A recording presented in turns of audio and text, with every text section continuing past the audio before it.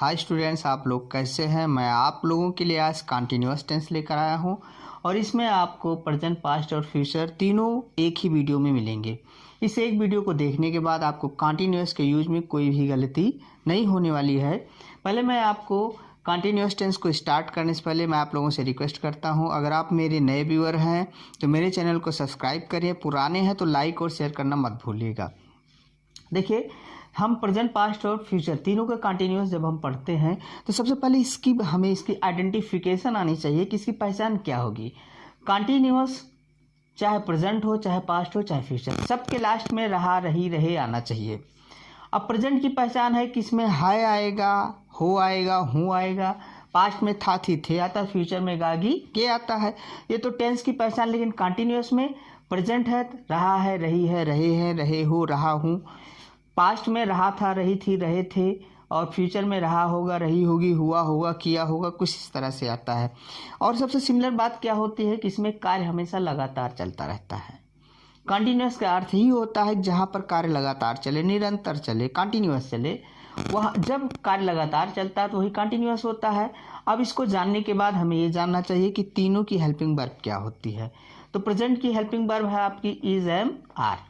Future, past में आपको मिलेगा वाज, वर, और फ्यूचर में आपको शैल बी, विल बी। अच्छा, एक चीज़ और बताना है कि ये वर्ब टू बी यानी कंटिन्यूअस में आपको वर्ब टू बी का यूज करना है। वर्ब टू बी से ही आपका इज, एम, आर, वाज, वर बनता है। और यहाँ पर देखिए बी भी लगा है, तो बी से ये भी आ रहा है, इसलिए हम ये भी कह सकते हैं कंटिन्यूअस टेंस में वर्ब टू बी का यूज होता है। तो ज़्यादा याद करने की ज़रूरत नहीं, आप वर्ब टू बी याद रखिए, ये सारी चीज़ें उसमें इन्वॉल्व होती हैं। एक बात और कॉमन होती है कि तीनों के कंटिन्यूअस में हमेशा आपको वर्ब की आईएनजी फॉर्म का प्रयोग करना पड़ता है। चाहे present continuous, past continuous, future continuous, कोई भी हो, आपको आईएनजी फॉर्म लगाना ही पड़ेगा।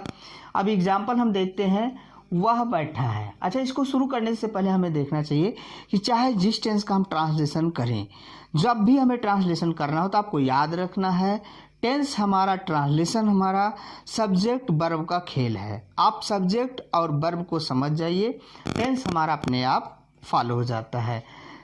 जब भी हम ट्रांसलेशन करेंगे सबसे पहले हमें सब्जेक्ट लगाना चाहिए, फिर टेंस के अकॉर्डिंग हेल्पिंग वर्ब। तो यहाँ हम कंटिन्यूअस पढ़ रहे हैं तो अब जो टेंस रहेगा उसकी हेल्पिंग वर्ब आपको लगाना है। फिर आईएनजी फॉर्म कॉमन है, ऑब्जेक्ट, फिर अदर्स। तो इसको फॉलो करेंगे तो हमारा ट्रांसलेशन हो जाता है। जैसे एग्जांपल है, वह बैठा है।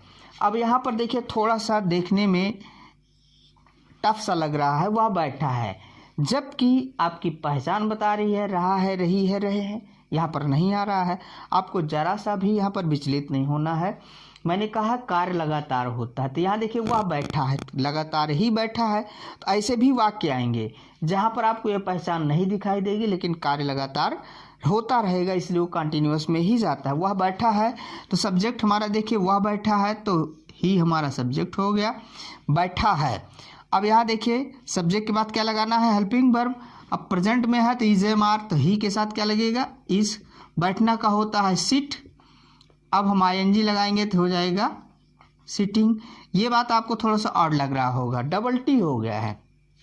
देखिए डबल टी इसलिए हो गया जब कभी भी हमें आईएनजी जोड़ना होता है और लास्ट अक्षर अगर हमारा कॉन्सोनेंट होता है और उसके पहले एक वावेल होता है, आईएनजी लगाते समय वो लास्ट वाला कॉन्सोनेंट हमारा डबल हो जाता है, इसलिए यहाँ पर डबल टी का प्रयोग किया गया है। शीला खड़ी हुई थी। अब खड़ी हुई थी, यहाँ देखिए रहा, रही नहीं आ रहा है, लेकिन फिर भी आपको जानना है कार्य लगातार हो रहा है। खड़ी हुई थी तो सब्जेक्ट हमारा कौन है, शीला।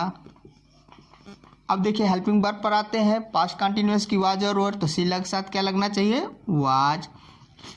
खड़ी होने के लिए स्टैंड होता है, तो आईएनजी लगाएंगे तो क्या हो जाएगा, स्टैंडिंग। वे अपना काम कर रहे होंगे। अब यहाँ देखिए ये तो पहचान आ ही रहा है, रहा होगा, रही होगी, तो कंटिन्यूअस है। सब्जेक्ट कौन है हमारा, वे के लिए दे। हेल्पिंग वर्ब हमारा क्या लगेगा, शैल बी और विल बी। तो आपको पता है आई और बी के साथ शैल लगता है, बाकी सबके साथ विल, तो यहाँ पर भी वही होगा। तो बी के दे के साथ क्या लगेगा, will be, they will be. अब क्या काम कर रहे हैं, काम कर रहे हैं, करना के लिए क्या हो जाएगा, डू, तो आईएनजी लगाएंगे, डूइंग। अपना काम, दे के साथ अपना का अंग्रेजी देयर, और काम का हो जाएगा वर्क। ये आपको जानना चाहिए कि सब्जेक्ट हमारा दे है, दे के साथ अपना अंग्रेजी क्या आएगा, देयर। अब हम कंटिन्यूअस का नेगेटिव देखते हैं। जब हमें नेगेटिव बनाना हो तो आपको फिर वही ध्यान रखना, सब्जेक्ट वर्ब ऑब्जेक्ट। सिर्फ आपको क्या करना है कि सब्जेक्ट के तुरंत बाद हेल्पिंग वर्ब, हेल्पिंग वर्ब के बाद आपको क्या लगाना चाहिए, नॉट। जैसे यहाँ पर नहीं लगाया गया है, लेकिन आपको क्या लगा देना है यहाँ पर, नॉट। तो ये आपको यही रखना है, subject helping verb plus not, फिर आईएनजी ऑब्जेक्ट, फिर अदर्स। लेकिन जब हम फ्यूचर में जाएंगे तो इसको नॉट लगाने के यूज में हमें थोड़ा सा बृहद जानना है। नॉट जो हमारा होगा विल बी शैल बी के बीच में आएगा, यानी नॉट लगेगा विल नॉट बी और शैल नॉट बी हो जाएगा, बाकी सब कुछ सेम रहता है। एग्जाम्पल देखिए, माता जी इस समय पूजा नहीं कर रही हैं। सब्जेक्ट हमारा माता जी है तो मदर हो गया, हेल्पिंग वर्ब इज लगना चाहिए सिमिलर के साथ, और हेल्पिंग वर्ब के तुरंत बाद नहीं के लिए नॉट लग गया। जो काम हो रहा है उसमें आईएनजी वर्शिप हो रहा तो वर्शिपिंग हो गया, एट दिस टाइम इस समय के लिए। यहाँ देखिए डबल पी हो गया, अभी थोड़ा देर पहले मैंने बताया कैसे डबल अक्षर होता है, यहाँ भी वही रूल लागू हो रहा है। माता जी पूजा नहीं कर रही थी, ये पास्ट कंटिन्यूअस है, चूंकि यहाँ रही थी आ रहा है, तो सब्जेक्ट हमारा वही है द मदर, हेल्पिंग वर्ब यहाँ क्या लगेगा, वाज, और हेल्पिंग वर्ब के बाद नॉट लग गया। क्या काम कर रही हैं, पूजा कर रही हैं, तो वर्शिपिंग हो जाता है। माता जी इस समय पूजा नहीं कर रही होंगी, ये फ्यूचर कंटिन्यूअस होता है। और यहाँ भी वही सब्जेक्ट है द मदर, नॉट लगाना है आपको, क्या लगाना है, विल नॉट वी। ये गलती मत करिएगा कि नॉट हमारा बाद में चला जाए, ऐसा नहीं, नॉट हमारा विल और शैल के बाद हमेशा रहेगा। आप कोई भी टेंस फ्यूचर का पढ़ेंगे नॉट हमारा विल और शैल के बाद ही लगाया जाएगा। Worshipping at this time. अब हम कंटिन्यूअस के इंट्रोगेटिव को देखते हैं।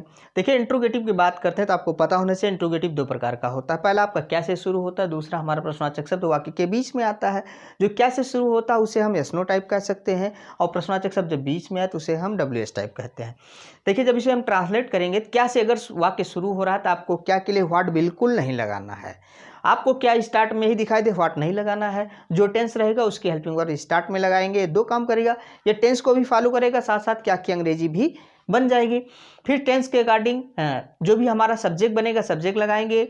फिर हमें क्या कंटिन्यूअस में आपको पता है आईएनजी लगाना ही लगाना है, ऑब्जेक्ट अदर्स जो भी होगा, लेकिन इंट्रोगेटिव में क्वेश्चन मार्क जरूर लगाएंगे। प्रश्नवाचक शब्द बीच में अगर आ रहा है तो जो बीच में आएगा उसकी अंग्रेजी पहले लगाएंगे, जैसे क्यों, कहाँ, कैसे, तो इसकी अंग्रेजी पहले लगा देना है। फिर जो भी आपका स्ट्रक्चर सामने दिखाई दे रहा है वही स्ट्रक्चर हमें इसमें उतार देना है। फ्यूचर कंटिन्यूअस में थोड़ा सा ध्यान देने की जरूरत है। हमारा हेल्पिंग वर्ब विल बी और शैल बी होता है, लेकिन इंट्रोगेटिव में विल और शैल सब्जेक्ट से, जैसा कि आप देख रहे हैं इंट्रोगेटिव में हमेशा, ये इंट्रोगेटिव की पहचान है कि हेल्पिंग वर्ब हमेशा सब्जेक्ट से पहले आती है, सबसे बड़ी पहचान। और दूसरी पहचान आपको क्वेश्चन मार्क मिलेगा। तो इंट्रोगेटिव में हेल्पिंग वर्ब हमेशा सब्जेक्ट से पहले आएगा, तो इसमें भी आपको देखेंगे सब्जेक्ट से पहले आएगा लेकिन पूरा नहीं, विल और शैल आएगा, लेकिन बी हमारा सब्जेक्ट के बाद आएगा। अगर नॉट लगाना हो तो नॉट लगाने के लिए हमें क्या करना है, इसके बाद नॉट लगा देना है, यानी बी से पहले। उदाहरण देखिए, क्या वे दिल्ली जा रहे हैं, ये आपका प्रेजेंट कंटिन्यूअस है। अब यहाँ देखिए क्या से स्टार्ट है तो हमें सबसे पहले क्या लगाना है, हेल्पिंग वर्ब। टेंस पहचाना प्रेजेंट कंटिन्यूअस, सब्जेक्ट हमारा दे है, दे के साथ आर लगना चाहिए, आर दे सब्जेक्ट हो गया। क्या काम कर रहे हैं, जाने का, जाने के लिए आप गो लगाइए आईएनजी गोइंग, या लीव लगाएंगे तो लिविंग हो जाएगा। कहाँ जा रहे हैं, दिल्ली। और इस तरह देखिए क्वेश्चन मार्क नहीं लगा था, गलत था, लेकिन अब ये सही हो गया। फिर देखिए क्या अमन तुम्हारी प्रतीक्षा नहीं कर रहा होगा, ये फ्यूचर कंटिन्यूअस है। क्या स्टार्ट है, तो क्या से स्टार्ट है तो आपको बिल या शैल स्टार्ट में लगाना है। अमन के साथ हमें बिल ही लगाना पड़ेगा, तो बिल लगा दिए तो क्या का काम भी हो गया। अब देखिए नहीं भी आया तो नॉट के बाद बी लगाएंगे, यानी कि विल अमन नॉट वी। अब देखिए क्या काम कर रहा है, प्रतीक्षा करने के लिए वेट होता है, आईएनजी लगेंगे वेटिंग, और वेट के साथ हमेशा फॉर फिक्स होता है, किसकी प्रतीक्षा करो, तुम्हारी, तो ऑब्जेक्ट हो जाता है और क्वेश्चन मार्क जरूर लगेगा। राम क्यों रो रहा था, अब देखिए क्यों से स्टार्ट है, सबसे पहले हमें वाई लगा देना है। जब कोई भी प्रश्नवाचक शब्द है सबसे पहले हमें वाई लगा देना है। राम क्यों रो रहा था, अब देखिए पास्ट कंटिन्यूअस होता है, प्रश्नवाचक शब्द बीच में आ रहा था, हमें इसको लगा देना, क्यों का अंग्रेजी वाई। फिर देखिए टेंस के अकॉर्डिंग हेल्पिंग वर्ब राम के साथ वाज लगा है, फिर सब्जेक्ट। इंट्रोगेटिव में हमेशा हेल्पिंग वर्ब सब्जेक्ट से पहले ही आना चाहिए, तो वाई वाज राम। क्या काम रहा, रोने का, तो बीपिंग कर सकते हैं आप, क्राइंग भी कर सकते हो, और क्वेश्चन मार्क लगाना अनिवार्य हो जाता है। लास्ट में आप लोगों से फिर से रिक्वेस्ट करता हूं, अगर अभी तक आप मेरे चैनल को लाइक नहीं किए, सब्सक्राइब नहीं किए हैं, तो ऐसा जरूर करिए। आप लोग लाइक करते हैं, शेयर करते हैं, सब्सक्राइब करते हैं, इससे हमें मोटिवेशन मिलता है और आगे वीडियो बनाने के लिए प्रेरणा मिलती है।